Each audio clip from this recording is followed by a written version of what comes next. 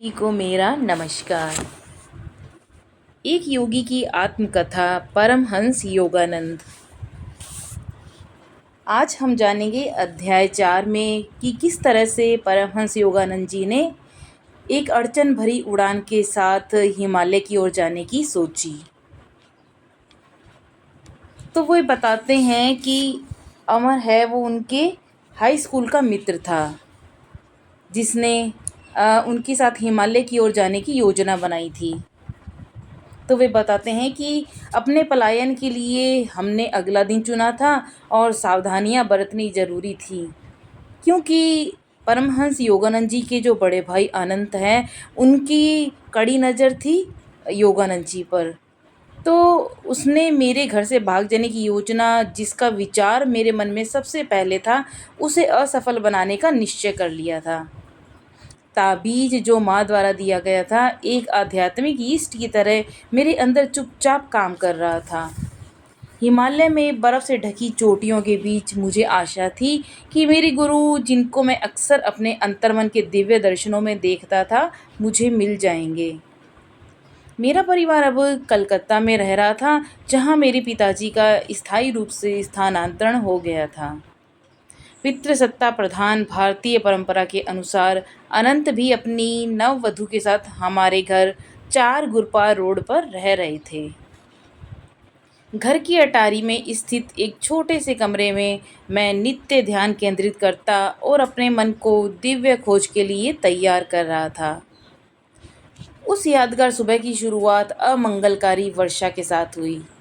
सड़क पर अमर की गाड़ी के पहियों की आवाज़ सुनकर मैंने जल्दी जल्दी एक कंबल, एक जोड़ी सैंडल, लाहड़ी महाशय की फ़ोटो, एक भगवत गीता की प्रति और एक जाप करने की माला और 2 कपड़े साथ बांध लिए। पोटली को मैंने अ, तीसरी मंजिल की खिड़की से नीचे फेंक दिया। मैं दौड़ता हुआ सीढ़ियों से नीचे उतरा और द्वार पर मछली खरीद रहे चाचा जी की नज़र से बचते हुए तेजी से निकल गया। ऐसी क्या जल्दी है? उन्होंने शंकित नज़रों से मुझे देखा। बिना जवाब दिए मैं उन्हें देखकर मुस्कुराया और सीधे गली की तरफ चल पड़ा। षड्यंत्रकारी सावधानियां बरतते हुए मैं अमर के पास पहुंचा। गाड़ी में बैठकर हम चांदनी चौक एक कपड़े की दुकान पर गए। कई महीनों से हम थोड़ा थोड़ा कर पैसा जोड़ रहे थे ताकि अंग्रेज़ों जैसे कपड़े खरीद सकें। हमें पता था अनंत अपनी जासूसी करने से बाज नहीं आएगा। उसको पलटी देने के चक्कर में हमने यूरोपियन कपड़े पहनकर भागने की अपनी योजना बनाई। स्टेशन के रास्ते में अपने चचेरे भाई जतिन घोष, जिन्हें मैं जतिन दा कहता था, वे हिमालय में गुरु की खोज में हमारे नए साथी थे। हमारे पास पहले से तैयार सूट को उन्होंने पहन लिया, अब हमें कोई पहचान नहीं सकता था। ऐसा सोचकर हमारा मन खुशी से झूम उठा।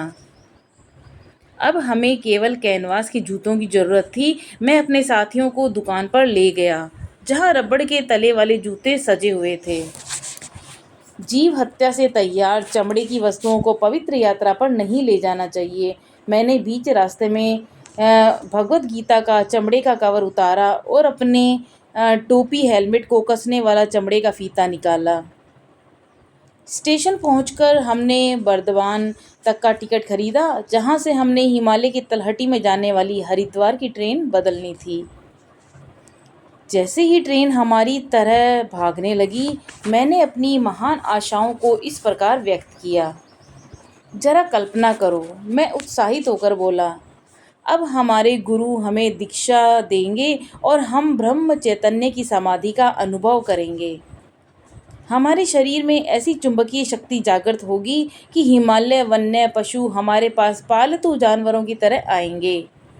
बाघ एक पालतू बिल्ली की तरह खुद को हमारे द्वारा सहलाए जाने को आतुर होगा। भविष्य को वर्णित करने वाले यह बोल, जिन्हें मैं लाक्षणिक और वास्तविक दोनों मानकर चल रहा था, उन्हें सुनकर अमर मुस्कुरा उठा। परंतु जतिनदा ने अपनी नज़र दूसरी तरफ फेर ली और खिड़की के बाहर देखने लगे। चलो पैसों के 3 हिस्से कर लेते हैं, जतिन ने अपनी लंबी चुप्पी तोड़ते हुए कहा। हम तीनों को बर्धमान में अलग अलग टिकट खरीदने चाहिए, जिससे स्टेशन पर किसी को पता नहीं चलेगा कि हम तीनों साथ साथ भाग रहे हैं। मैं बिना किसी आशंका के सहमत हो गया। सूर्यास्त के समय हमारी ट्रेन बर्धमान में रुकी और जतिनदा टिकट घर गए। अमर और मैं प्लेटफॉर्म पर रुके रहे।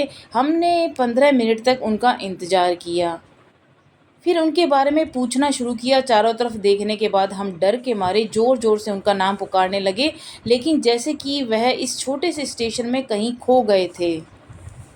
मैं पूरी तरह से घबरा गया था। इस घटना ने मेरे हाथ पांव फुला दिए। भगवान से मिलने की योजना क्या उनको भी नामंजूर थी? इतनी सावधानी से तैयार की गई योजना पर तुषारपात हो चुका था। अमर, हमें घर लौट जाना चाहिए। मैं एक छोटे बच्चे की तरह रो रहा था।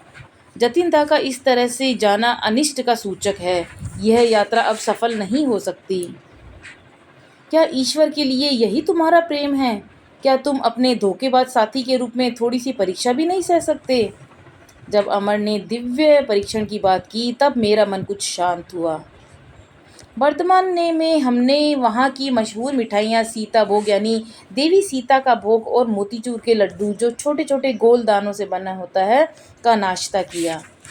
कुछ ही घंटों में हम बरेली होकर जाने वाली हरिद्वार की ट्रेन में बैठे। अगले दिन मुगल सराय में ट्रेन बदलते हुए हमने प्लेटफॉर्म पर बैठकर अपनी यात्रा पर विचार विमर्श किया। अमर, शीघ्र ही रेलवे के अधिकारियों द्वारा हमसे सवाल पूछे जाएंगे। मैं अपने भाई के चातुर्य को समझता हूँ। चाहे जो भी हो, मैं झूठ नहीं बोलूँगा। मुकुंद, मेरा तुमसे केवल इतना अनुरोध है कि तुम बस चुप रहना। जब मैं बात कर रहा हूँगा तब तुम हंसना या मुस्कुराना नहीं। स्वामी परमहंस योगानंद जी का नाम मुकुंद है, तो यहाँ पर जो मुकुंद के दोस्त हैं अमर, वो उनको कह रहे हैं कि तुम्हें बिल्कुल भी हंसना या मुस्कुराना नहीं है, मैं जवाब दे दूँगा। इतने में एक यूरोपियन रेलवे अधिकारी मेरे पास आया और उसने एक तारपत्र को हिलाकर मुझे दिखाया, जिसका अर्थ मैं फ़ौरन समझ गया। क्या तुम लोग नाराज़ होकर घर से भाग रहे हो? जी नहीं, मुझे प्रसन्नता हुई कि उसके द्वारा पूछे गए प्रश्न का मुझे उत्तर देने दिया गया। मैं जानता था कि हमारे पलायन का कारण नाराज़गी नहीं, वरन देवीय वैराग्य था। फिर वह अधिकारी अमर की तरफ मुड़ा और फिर उनके बीच चातुर्य भरा वार्तालाप हुआ। उसने मुझे चुप्पी बनाए रखना कठिन से कठिन होता गया। तीसरा लड़का कहाँ है? उस व्यक्ति ने अपनी आवाज़ का रोबदार बनाते हुए पूछा। अब सच सच बताओ। सर, आपने चश्मा पहना हुआ है, क्या आप नहीं देख सकते कि यहाँ केवल हम दोनों ही हैं? अमर ने दुष्टतापूर्ण मुस्कुराते हुए कहा, मैं तो कोई जादूगर नहीं हूँ, मैं तीसरे साथी को नहीं दिखा सकता। अधिकारी यह बात सुनकर अचकचा गया, फिर संभलकर उसने नया तरीका अपनाया। आपका क्या नाम है? मुझे थॉमस कहते हैं। मैं अंग्रेज माता और भारतीय परिवर्तित ईसाई पिता की संतान हूँ। तुम्हारे मित्र का क्या नाम है? मैं उसे थॉमसन के नाम से बुलाता हूँ। अब तो मेरी हंसी की चरम सीमा हो रही थी। मैं फ़ौरन उठकर ट्रेन की ओर बढ़ा, जो चलने के लिए सीटी बजा रही थी। अमर उस अधिकारी के साथ आया, जिसे अब हमारी बात पर कुछ कुछ विश्वास होने लगा था। उसने हमें यूरोपिया के लिए आरक्षित डब्बे में बिठाया और उसे दो अंग्रेज बच्चों को स्थानियों के लिए आरक्षित में बिठाना उचित नहीं लगा। पुलिस के जाने के बाद मैं सीट पर बैठकर हंसी के मारे लोटपोट होने लगा। यूरोपियन अधिकारी को मात देकर मेरा मित्र अत्यंत संतुष्ट था। प्लेटफॉर्म पर मैंने तार को पढ़ लिया था। मेरे भाई द्वारा भेजे गए टेलीग्राम के शब्द इस तरह से थे। 3 बंगाली लड़के अंग्रेजों की वेशभूषा में घर से मुगल सराय होते हुए हरिद्वार के लिए भाग रहे हैं। कृपा करके उन्हें मेरे पहुंचने तक रोक कर रखें। आपकी सेवाओं के लिए आपको उचित इनाम दिया जाएगा। अमर, मैंने तुम्हें कहा था कि अपने घर में चिन्हित रेलवे के टाइम टेबल को मत छोड़ना। मेरी आंखों में नाराज़गी थी। मेरे भाई को वह ज़रूर मिल गया होगा। अमर ने मेरी डांट चुपचाप स्वीकारी। बरेली में हम थोड़ी देर के लिए रुके, जहां द्वारका प्रसाद अनंत द्वारा भेजे गए तारपत्र के साथ हमारा इंतजार कर रहा था। मेरे मित्र ने हमें बहुत रोकने की कोशिश की। मैंने उसे विश्वास दिलाया कि हमारे पलायन के उद्देश्य को हल्के में मत लो, जैसा कि पहले हुआ था। द्वारका ने हमारे हिमालय जाने के प्रस्ताव को ठुकरा दिया था। जब हमारी ट्रेन रात में एक स्टेशन पर रुकी हुई थी, मैं नींद में था। अमर को एक अधिकारी ने प्रश्न पूछने के लिए बैठाया। वह भी थॉमस और थॉमसन नामों के इंद्रजाल में फंस गया। सुबह होते होते तक ट्रेन ने हमें सफलतापूर्वक हरिद्वार पहुंचा दिया। कुछ दूरी पर हिमालय कुछ अस्पष्ट से दिखाई दे रहा था। हम तेज गति से स्टेशन से बाहर निकले और शहर की स्वतंत्र भीड़ में घुस गए। हमारा सबसे पहला कार्य था कि पहले स्थानीय पोशाक पहनना, क्योंकि अनंत को अब हमारी यूरोपियन वेशभूषा के बारे में पता चल चुका था। मेरे मन में अभी भी पकड़े जाने का भय सबसे ऊपर था। हमारा हरिद्वार से बाहर जाना भी श्रेयस्कर है, यह सोचकर हमने सदियों से साधु संतों के चरण से पवित्र नगरी ऋषिकेश के लिए टिकट ले ली। मैं ट्रेन पर चढ़ गया, जबकि अमर भी पीछे प्लेटफॉर्म में ही था। अचानक उसे पुलिस वाले की आवाज़ पर रुकना पड़ा। अवांछित संरक्षक हम दोनों को रेलवे स्टेशन के बंगले में ले गया। हमारे पैसे भी ले लिए, फिर शिष्टता से कहा कि यह उसकी ड्यूटी है कि जब तक मेरा बड़ा भाई ना पहुंचे, हमें उसको रोक कर रखना होगा। यह जानकर कि हम दो भगोड़ों का गंतव्य सर हिमालय था, अफसर ने एक अजीबोगरीब कहानी सुनाई। मैं देख पा रहा हूँ कि आप दोनों संतों के पीछे पागल हैं, लेकिन जिस ईश्वर के महान व्यक्ति से मैं कल मिला, उससे अधिक महान व्यक्ति से आप कभी नहीं मिल सकते। मैं और मेरे सहयोगी अफसर उनसे 5 दिन पहले मिले थे। हम गंगा में एक खूनी की खोज के सिलसिले में गंगा के किनारे गश्त लगा रहे थे। हमारे पास निर्देश थे कि मिलने पर उसे जिंदा अथवा मुर्दा बंदी बनाया जाए। उनके बारे में हमें बताया गया था कि तीर्थ यात्रियों को लूटने के लिए एक साधु का छद्म वेश धारण कर लेता था। एक दिन बीतने पर थोड़ा सा समय था जब हमने ऐसी आकृति देखी जो उस अपराधी के वर्णन से मिलती जुलती थी। जब वह हमारे आदेश पर नहीं रुका तो हम उसे पकड़ने के लिए दौड़े। मैंने कुल्हाड़ी से उस पर तीखा वार किया और उस व्यक्ति का दाहिना हाथ मानव शरीर से अलग ही हो गया था। बिना कराए या अपने घाव पर नजर डाले वह अजीब सा अजनबी अपनी पहली गति से ही चलता रहा। जब हम कूदकर उसके सामने खड़े हुए तो वह धीमे से मैं बोला, मैं वह खूनी नहीं हूँ जिसे तुम खोज रहे हो। मुझे यह देखकर बड़ा आघात लगा कि मैंने देखने में एक दिव्य साधु को घायल कर दिया था। मैंने उससे क्षमा याचना की और अपनी पगड़ी उसे देने की कोशिश की, जिससे वह तेज बहते हुए खून को रोक सके। बेटा, आपके द्वारा यह वार एक गलतफहमी की वजह से था, यह मैं समझ सकता हूँ। उस साधु ने मुझे दया भाव से देखा। जाओ और पश्चाताप मत करो।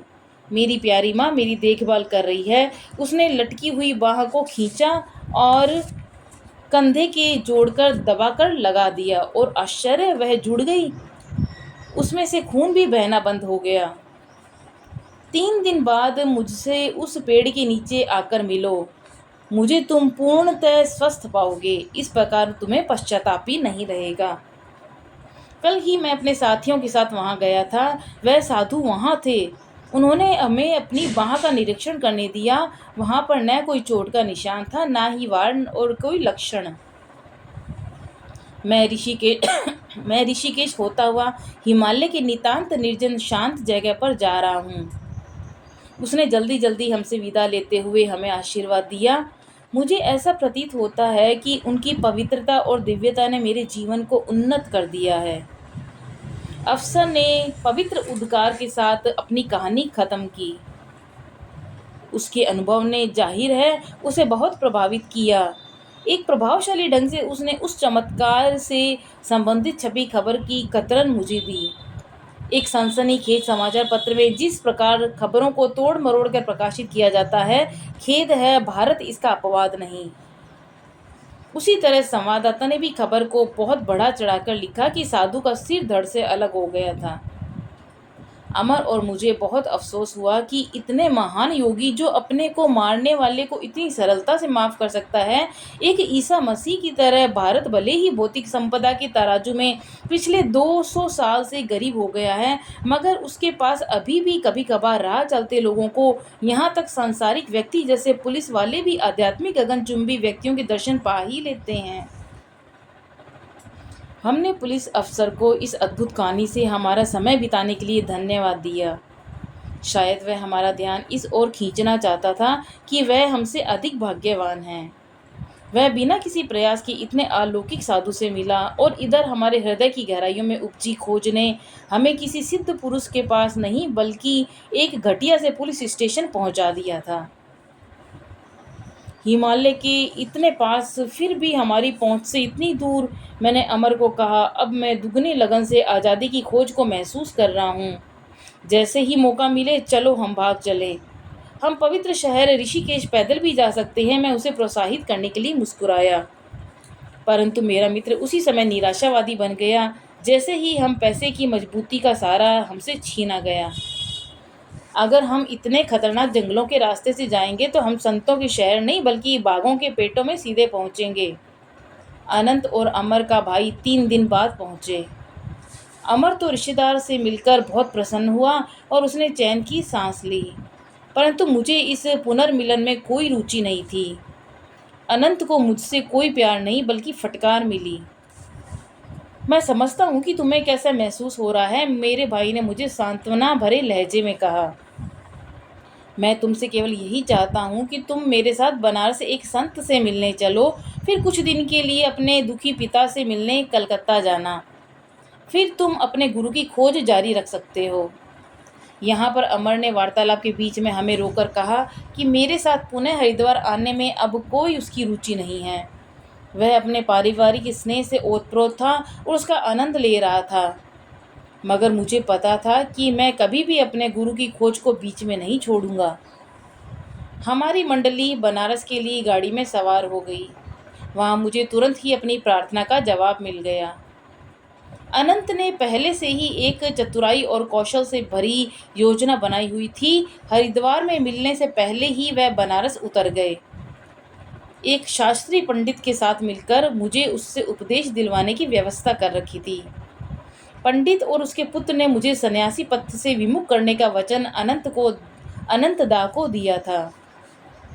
अनंत मुझे उनके घर ले गए। उनका पुत्र जो अति उत्साही स्वभाव का था, उसने मेरा स्वागत बरामदे में किया। उसने मुझे लंबे दार्शनिक प्रवचन में उलझा दिया, यह बताते हुए कि मेरे भविष्य में वह झांक सकता है। उसने मेरे सन्यासी बनने के विचार पर असहमति प्रकट की।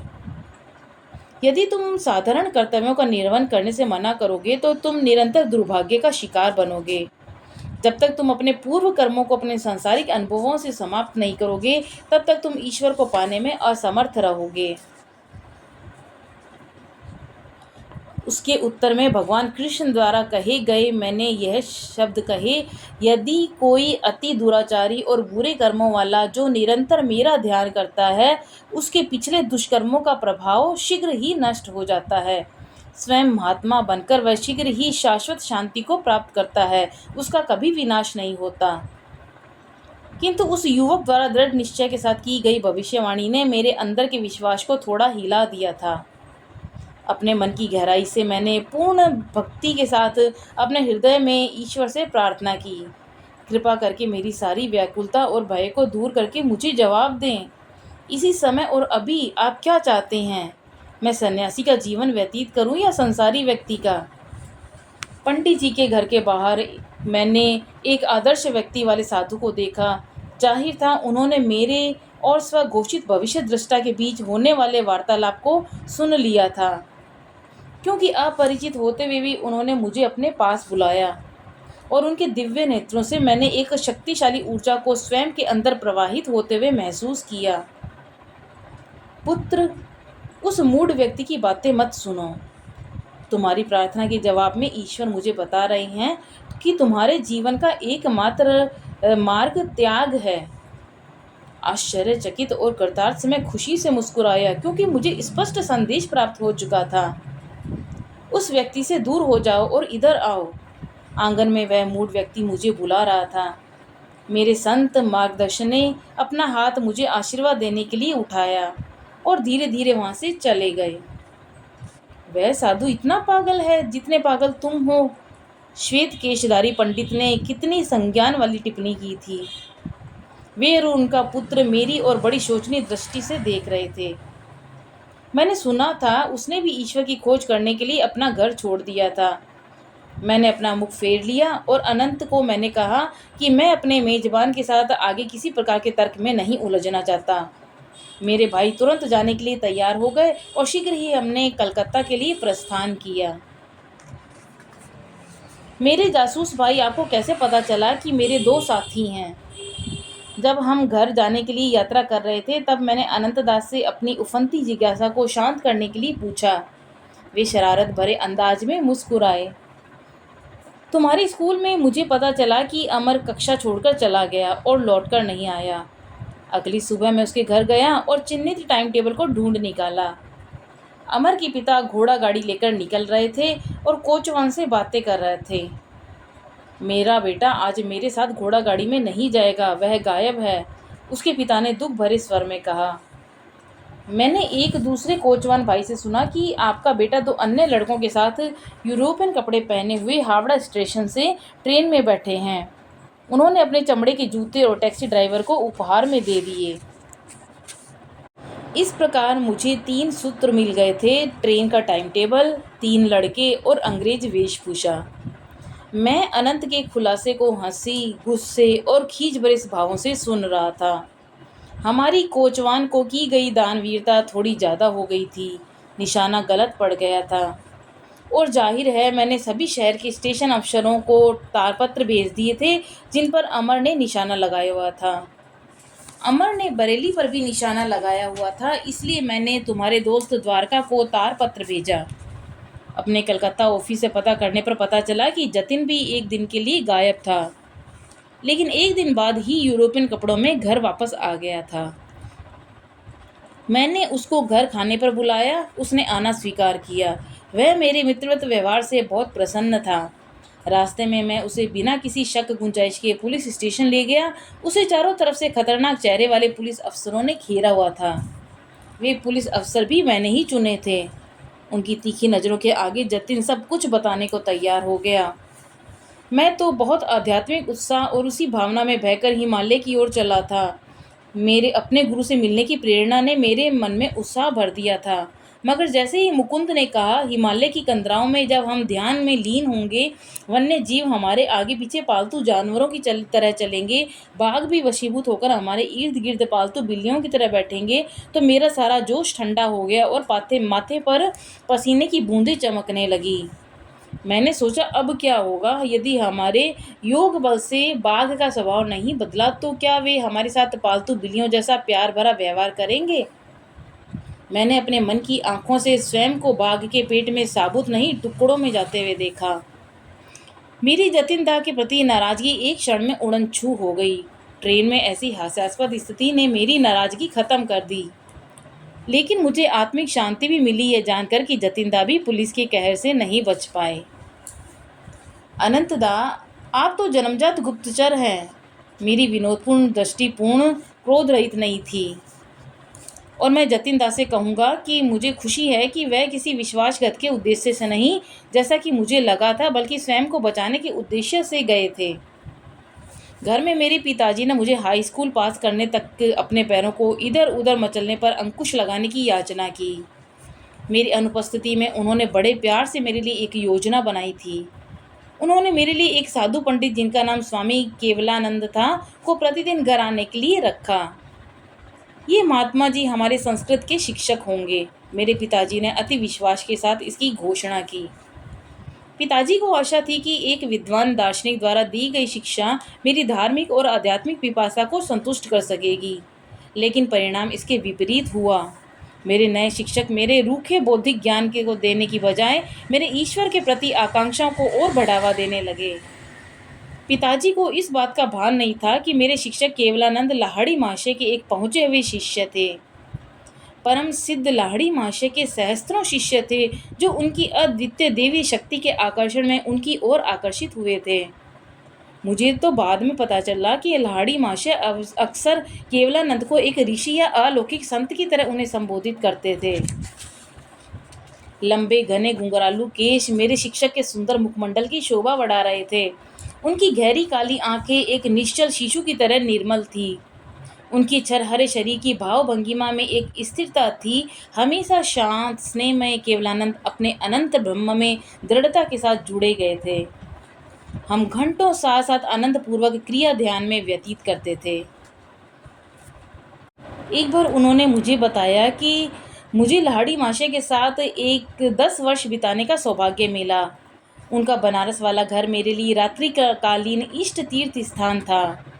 गुरुदेव हमेशा पहली मंजिल के सामने छोटी सी बैठक में विराजमान रहते थे। जब लकड़ी की चौकी में वह पद्मासन मुद्रा में बैठते तो उनके शिष्य उन्हें माला की तरह अर्धवृत्ताकार घेर बनाकर बैठ जाते। उनकी आंखें दिव्य आनंद से चमकती और मुस्कुराती रहती। उनकी आंखें आधी बंद रहती थीं। उनका ध्यान अनंत के शाश्वत लोक में अपने दूरदर्शी गोलक द्वारा टिका रहता। वे मितभाषी थे। कभी उनकी नज़र उस शिष्य पर टिकती जिससे उनकी सहायता की आवश्यकता होती। तब घावों को भरने के लिए उनके शब्द प्रकाश के हिम प्रपात की तरह बहने लगते। गुरुदेव की एक दृष्टि मेरे अंदर एक अवर्णनीय शांति खिला देती थी। जैसे कि अनंत में खिले कमल की खुशबू उसमें ओतप्रोत हो जाती है, वह खुशबू मेरे अंदर तक बस जाती। दिनों दिन उनके सानिध्य में बिना एक शब्द बोले रहना यह एक दुर्लभ अनुभव था। इसने मेरे पूर्ण अस्तित्व को बदल दिया। यदि मेरी एकाग्रता के मार्ग में कोई अवरोध आता तो मैं अपना ध्यान गुरु के चरणों में केंद्रित कर देता। इस प्रकार से कठिन स्थिति मेरे काबू में हो जाती और इस तरह की धारणाएं कम स्तर के गुरुओं की उपस्थिति में मुझसे दूर रहती। मेरे गुरुदेव जीते जागते ईश्वर का मंदिर स्वरूप थे, जिनके गुप्त द्वार हमेशा अपने शिष्यों के लिए खुले रहते। लाहिड़ी महाशय ग्रंथों की किताबी ज्ञान के टीकाकार नहीं थे। वे बड़ी सरलता से दिव्य पुस्तकालय में डुबकी लगा लेते और विचारों और शब्दों की धारा उनके सर्वज्ञ ज्ञानी रूप से फव्वारे की तरह बहने लगते। वे बड़ी कुशलता से युगों के वेदों में लिखे गूढ़ दर्शन और विज्ञान के रहस्यों की सरल शब्दों में व्याख्या करते। उन्हें इसमें महारत हासिल थी। यदि उनसे प्राचीन ग्रंथों में उल्लेखित चेतना के विविध स्तरों को समझाने की प्रार्थना करता तो वह सहर्ष मुस्कुराकर उसका अनुरोध स्वीकार कर लेते। मैं उन अवस्थाओं में जाऊंगा और फिर तुम्हें वहाँ के अपने अनुभव बताऊंगा। इस प्रकार उन गुरुओं से भिन्न थे जो ज्ञान को कंठस्थ करने के बाद उसे अपने शिष्यों को बिना किसी निजी अनुभव प्राप्त किए उसे ज्यों का त्यों कंठस्थ करा देते। श्लोक का अर्थ तुम्हें जिस रूप में समझ आए उसकी वैसी व्याख्या करो, अपने पास बैठे शिष्य को ऐसा कहकर समझाते। मैं तुम्हारे विचार का मार्गदर्शन करूंगा जिसे सही व्याख्या ही निकले। इस प्रकार लाहिड़ी महाशय की कई अनुभूतियों को अनेक उनके शिष्यों ने विस्तृत व्याख्या के साथ लिपिबद्ध किया। आंखें बंद कर विश्वास करने की सलाह उन्होंने कभी किसी को नहीं दी। शब्द केवल एक खोल हैं, यानी खोखले हैं। उन्होंने कहा, ईश्वर की उपस्थिति को अपने ध्यान द्वारा उसके साथ उस आनंद को महसूस करो। किसी भी शिष्य की कैसी भी समस्या हो, वे इसे क्रिया योग द्वारा इसका हल ढूंढने में सलाह देते थे। योगिक कुंजी के योग्यता कभी कम नहीं होगी, चाहे उसका मार्गदर्शन करने के लिए इस भौतिक शरीर में रहूं या न रहूं। इस तकनीक को बांधकर या लपेटकर किसी पुस्तक की तरह कहीं रखा नहीं जा सकता। क्रिया द्वारा अपने मुक्ति के पथ पर चलते रहो और क्रिया की शक्ति उसके अभ्यास करने में है। मैं स्वयं भी क्रिया को मानव के अभी तक अनंत ईश्वर की खोज की दिशा में किए गए प्रयासों को सबसे प्रभावशाली मानता हूँ। केवलानंद ने इस उत्साहपूर्ण प्रमाण के साथ अपना कथन समाप्त किया। इसके निरंतर अभ्यास से सभी मनुष्यों के अंदर उपस्थित सर्वव्यापी ईश्वर लाहिड़ी महाशय और उनके शिष्यों के शरीरों में प्रत्यक्ष रूप से प्रकट हुए। लाहिड़ी महाशय का ईसा मसीह की तरह एक चमत्कार केवलानंद की उपस्थिति में हुआ। मेरे साधु स्वरूप शिक्षक ने मुझे एक कहानी सुनाई। उनकी आंखें सामने पड़े संस्कृत की पुस्तक की ओर न होकर कहीं सुदूर टिकी हुई थी। एक दृष्टिहीन शिष्य पर मुझे बहुत दया भाव आने लगा जब वह इतनी लगन से हमारे गुरुदेव की सेवा करता है।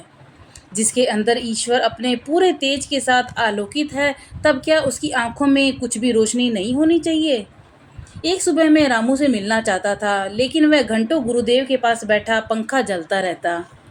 आखिर अब वह कमरे से बाहर निकला तो मैं उसके पीछे पीछे गया। रामू, तुम कब से अंधे हो? जन्म से सर। मेरी आंखों को कभी सूर्य को देखने का सौभाग्य नहीं मिला।